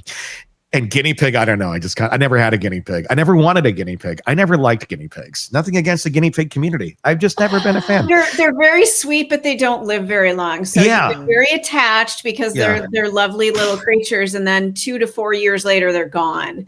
So it's I had a cousin who had a guinea pig, and we would sometimes go over there and take care of it if they were out of town or something. And that little fucker always bit. So well, there you go. That's the trauma. Siobhan, there it is. I think there it is. Yeah. I am healed. Free from the guinea pig trauma of childhood. Damn, we did taxiderm it, so I'm kidding. We can work on that some more if you need some techniques. If After you start dreaming about trauma dreams about guinea pigs, yeah. Somehow we've had so many weird intersections of animals this week on our programs. I don't know where to begin. Todd knows about that. We were talking about some weird stuff on the Ghost Story show the other night too. With it, it's like I don't know. The cat prostitution ring was somehow brought up into the program, and I don't. Yeah. Is this the way I can make money? I've got 2 cats. Talk to me. Oh, Jesus Christ. Was the murder a gift? That's the big question that, when questioned, who would ever call it a gift? Well, I think you guys did a lot. Maybe not directly. Maybe you didn't kill him thinking, hey, this is Harvey's birthday present, but you sure were callous enough to kind of make jokes about it after the fact. Not necessarily Wendy, but let's take a look at this clip and her recounting of that. Oh, stand by 1 second. Okay. He's still stuck on the guinea pig thing. So give Todd just a little second here to get this rolling. It's interesting the way that it's been looked at. Was the murder of Dan Markel your dad's big gift? I mean, that's, of course not. That's a horrible thing to say. What about the grandchildren getting full unfettered access to the grandchildren? My Could that parents have been had the full big gift? unfettered access to their grandchildren always. Not when they lived in Tallahassee. Well, whenever they could come up and see them, they did. They were 50% of the time with Dan Markel, right? Sure, but whenever they were with me, they had full unfettered access. On the occasion that we're talking about, Dad's birthday, was that one of the times that when you came back to Tallahassee, your parents rode with you and then rented a car and drove home in the rental car? It was. And how long a drive is that? It's about 7 hours. During that 7-hour trip, or at any time when you were in South Florida, was there any discussion of a murder at all? No, absolutely not. Any discussion of what to do about Dan? No. Any further discussion about bribing, converting to Christianity, any of those strategies? No, that ship had long sailed. Any discussion on that trip about the pending motion to preclude your mom from having contact with the kids? No. What was wrong with the TV that was repaired the morning of the murder? I think one of my boys might have thrown something at it. There was like a little crack in the TV. How long had the TV been broken at the time that it got repaired? I honestly don't remember. Could it have been a long time, quite a long time? No, it could have been. I mean, I would be completely speculating. I don't remember how long it was broken for. Do you remember who repaired the TV? Yes, it was called the Geek Squad. Yeah. Remember when you can't repair a TV that has a crack like that on it. No, you trash it and get a new one. It's trash. Do you find it odd that she can't remember just basic details about her TV being broken? That is a bit odd. Yeah, because I mean, I would think you would be able to say at least, months or weeks or days, you would have some kind of sense. So, yeah. Yeah. Well, I have a TV right now. It's an Amazon Fire TV. And it's been malfunctioning. It's brand new. I can tell you everything about it that's happened over the last couple of days in great detail because it legit happened. Mm-hmm. So it's not broken. It's not cracked. I would just think, I mean, it seems like that's an odd detail not to remember basic things about. Mm-hmm. Probably because it never happened. I mean, well, it's broken. It was broken, but what I'm wondering is why do you not remember any details about it? Or how does this, it feels like it ties into this in some way, shape, or form in a way that Wendy doesn't want to talk about. I mean, and I know maybe one of my kids threw something at it. Like, yeah, or maybe you threw something at it. Maybe you punched it. Maybe you hit it. Maybe you chucked something. Because look, if you're really pissed off at your family for murdering your ex-husband and now you're in the middle of this shit show for the rest of your life, yeah, I'd probably chuck something at my TV. I mean, I'm not a violent person. I don't think I've ever thrown anything in anger, but I think that I might take this cup here if I was accused of that, and it might go into a screen if I was living the life of that family that constantly dug their hole deeper at every which direction they could go.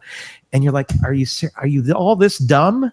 Are you all this fucking stupid? And that's what I was getting at, is that there must have been some moment that caused this. Yeah. Something, some triggering moment that just made shit explode around her. So what if she is the unwitting beneficiary here? I mean, even if Wendy didn't know, the result was the same. Dan's dead, and the relocation battle is over. She benefited from her family's actions, whether she wanted to or not. So how does someone, again, this is now kind of switching gears to if she didn't know, how does someone live with the fact that their deepest, I mean, I don't want to say deepest wish, I don't know what her deepest wish is, but was a desire at some way, shape, or form to come true? If we're assuming that she did want to move down there, it would be easier to have her family buy and blah, blah, blah. But through a murder that you never asked for, I mean, what does that do to your sense of guilt, even if you're innocent of it? Right. And that was one of the things in the testimony that she said was, what could she have done to prevent it? And I think if she didn't know, that would be the kind of thing that's going on and on in your head. Perhaps I should never have tried to get a divorce. Should I have handled things differently?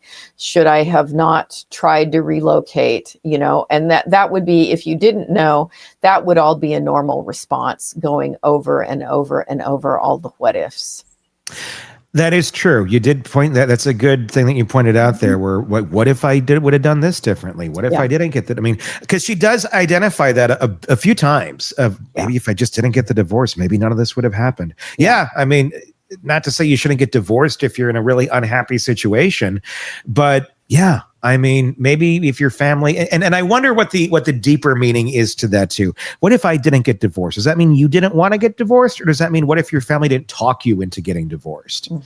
Because that's what we learned in the latest trial, was she might not have done it if it wasn't for Charlie and it wasn't for mom putting all that pressure and painting Dan as this really horrible, icky person, and then she gets divorced. It was there. Let's take a look at another clip here. This is another very interesting one, another revelation that came out in Charlie's trial about Charlie knowing the killer and what kind of gymnastics, I guess, Wendy is playing in her mind to make this all work out where she's got nothing to do with this. Let's take a look. All the years this has been pending. In all of the years this has been pending. Your brother has known who killed your child's father, and you didn't know. I did not know.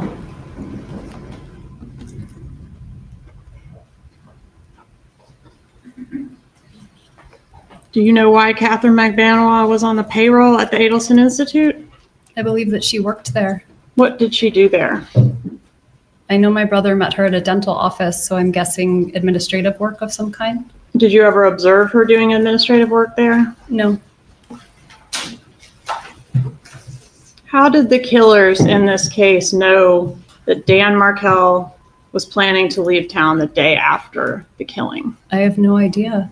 You knew he was planning to leave town the next day, didn't you? I did, yes. Did you convey that information to anyone? Absolutely not. To your knowledge, did your brother have that information? I don't know why he would have known that. So if the killers were told it has to be done today because he's leaving town tomorrow, we don't know how they knew that. I have no idea how they knew that. But it would have to come from someone familiar with Dan Markel's schedule, wouldn't it? They would have to find out somehow. I don't know how. Prior to Dan Markel's murder, when were you last in South Florida? Was it this trip that's pictured here? No, because it was my dad's 70th birthday in early July, so I would have gone down to celebrate his birthday. Okay, when's Dad's birthday? July 5th. How long were you down there for that July 5th trip? I don't really remember offhand, but my guess is about a week. Did you see Charlie Adelson on that trip? Yes. We celebrated my dad's birthday, the whole family and friends, everybody. Did you see Catherine McBanois on that trip? There's a lot of, and I'm noticing this kind of hard, how dare you attitude with some questions that are flying at her. And, you know, I know with a lot of narcissists, a big issue with them is, you know, it's how dare you insult me? How disrespecting. They don't like being disrespected. It's a big key point in that seemingly of a mindset. When you call them out on obvious shit, you get the We see it in Donna a lot. I see like mini versions of it in Wendy. And I'm not saying she's lying, but is Wendy a really shitty liar? Well, I thought this was one of the more damning clips that I've seen, because not knowing anything about what Catherine did, how she was involved, it's really strains credibility. She feels like she's overacting in a lot of these. There's a rhythm to Wendy. Again, this is my conjecture. She's not been charged with anything. She's innocent until proven guilty. But again, as the attorney said, stay tuned. The fact that she reacts the way she does. Do you notice her cadence? How when she's questions about things, she isn't talking like baby girl voice, but she gets really, I don't know. And she kind of has this little colloquial, it almost sounds Northern like accent. Like, well, I don't know. Hey. She does, but it's not part of her normal cadence. That's the point. It's not normal talk for her. I don't know how anyone would do that. I don't know. It's a shift. Into like, how can you look at me? Do you catch that, or is it me just like watching this way too much? No, I think it's a subtlety, but when it's almost like we all have little mini. We're not all multiple personalities, but we've got these little personas, you know, the masks that we wear, and voices, way of speaking, my husband accuses me of whining when I want him to make me food. He goes, "You're using your little girl voice. Please, would you do this?" He does all the cooking here because he likes it and I don't. So when I'm hungry, I beg him for food. And he said, and I'm not aware I'm doing it, but you're like a cat using your sweet little. Yeah. So I think it is probably something that all people do. They do a switch depending on what's happening with their mood. Yeah, I mean it's manipulation, but it's what we do but we do. I mean, life is manipulation to a certain extent. I mean, it's going from point A to point B. It's not all evil, but yeah, there are certain things that people do, and it seems Wendy. I don't know how conscious she is of the way that she presents. Probably not. Mm-hmm. Let's watch another clip here. This is another interesting one. This is about Donna talking to Wendy, and this was talked about in the last trial, but this was also talked about in Charlie's trial, about how Donna really has to give the performance of a lifetime to keep everybody on the up and up, to keep the family safe, to keep the story straight, to keep everybody out of prison. Weird thing to say to somebody if you just want them to tell the truth. Let's take a look. You need to be a good actress you can be a good actress when you want to. I've seen you in action. You need to put on the performance of your life. Jibbers hasn't beaten the Adelson family yet. Who's Jibbers? Jibbers, she's referring to Danny. And was Jibbers a name he went by or just something you called him behind his back? Jibbers was a silly nickname that I gave him during the divorce proceedings when he was being pretty scary and threatening, and it kind of made me feel less scared of him. Okay, so not something you called him to his face. No. But that was a word that was only used to describe him. Yes, it was a nickname. Okay. So in this, again, your mom is referencing how everyone's life is being affected by this relocation, including your brother, Charlie. Do you agree with that? That is what she said, yes. All right. Is your mom overprotective of you? Yes. All right. And is it fair to say she's a little on the controlling side? I don't think she's controlling, but she's definitely overprotective. Did she ever try to micromanage your life?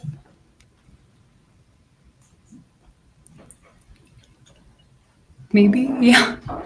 Did she have an interest in who you were dating and who you weren't dating and who you should be dating when you were single? I think she was usually disappointed that I wasn't dating more.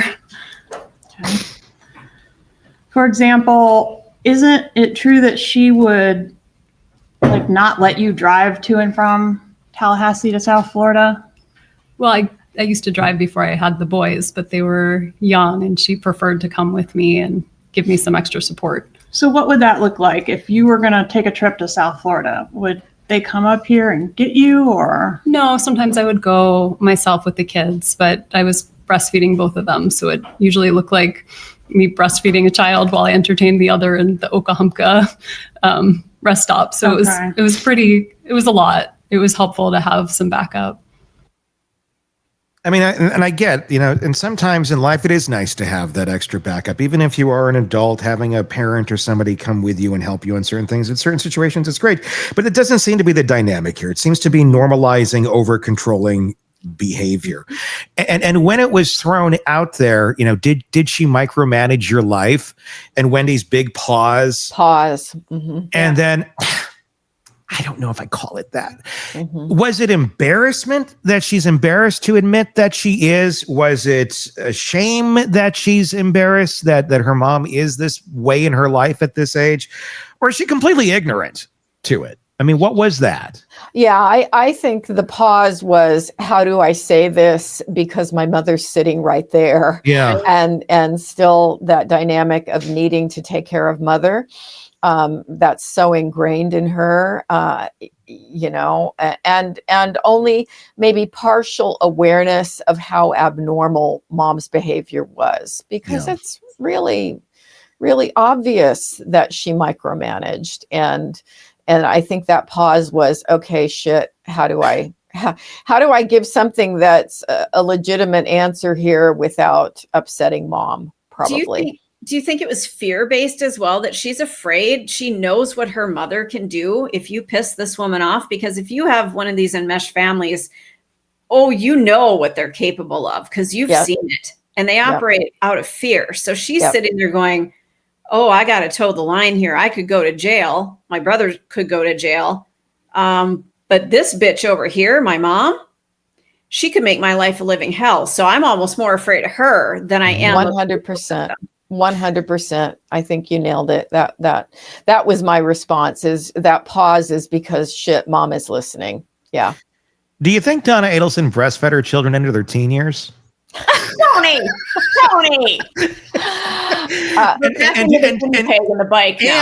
And the follow-up, do you think she visits Charlie in prison and still performs this? There was actually a case in England of a woman. I saw it on YouTube, and I think the kids were 9 and 10. Oh my God. And she was still breastfeeding and had a whole rationalization why this was a healthy thing. And I was just holding my head.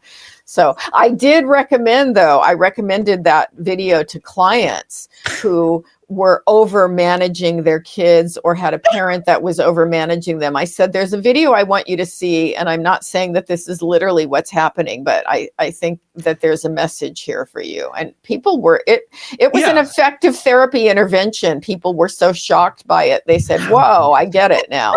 Because it's not like you're doing it to nurture the child at that point. No. It's completely psychological. So whatever factors may be playing in there could be applicable in other areas. I get how that would make some sense. Yeah. You got to send me that video. No. It's weird. And it was a legitimate, like a news show. It wasn't somebody's kinky weirdo video.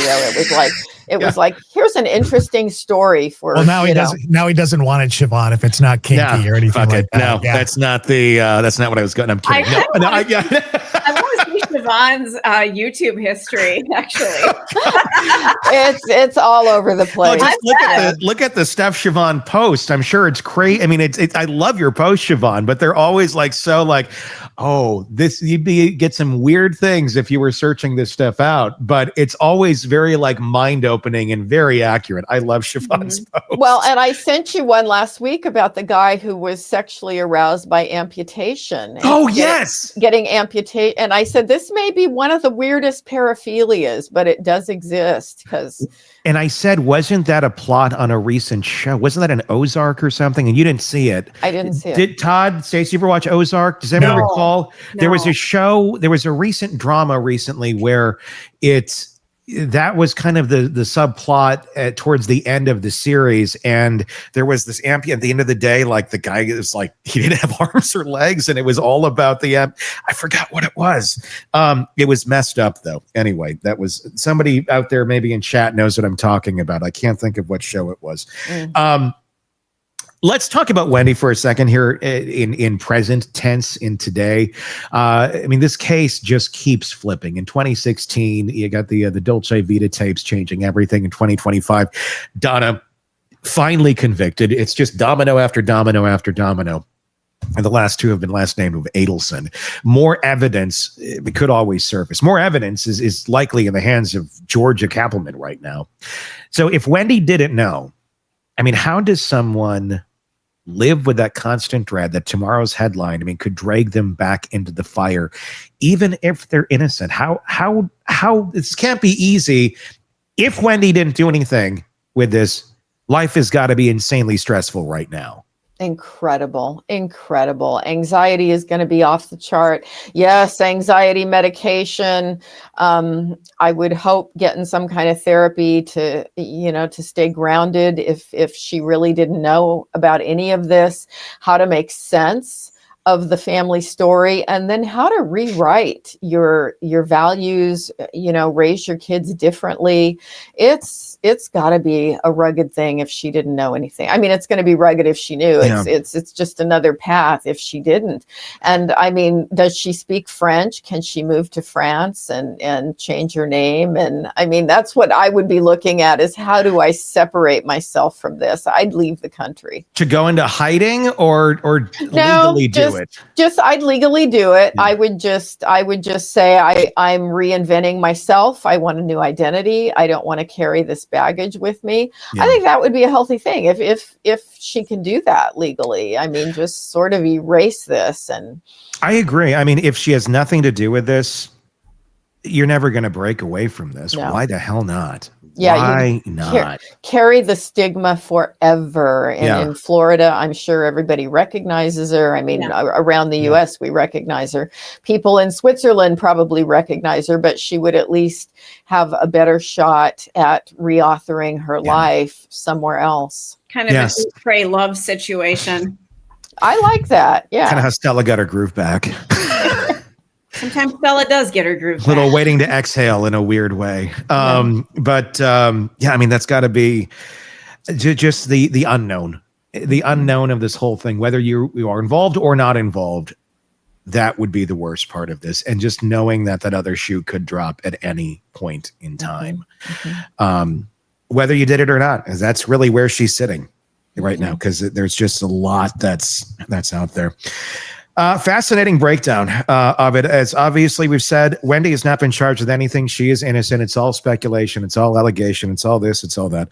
And we'll see where it all plays out. But we'll definitely keep watching it right here. Let me know your thoughts in the comment section on YouTube, if that's where you're watching us. If not, search Hidden Killers with Tony Bruschi to find us there, or search it wherever you get podcasts. You don't miss any of our coverage of this and the many cases we covered for you right here. Siobhan, thank you for being here. Her book, Nightbird, that's the new memoir. It's very good. And also The Minds of Mass Killers. You can get those wherever books are sold. For Stacy, for Todd, I'm Tony Bruschi. We'll talk again real soon. Want more on this case and others? Then press subscribe now and don't miss a moment of true crime coverage from Tony Bruschi and the Hidden Killers podcast. There we go.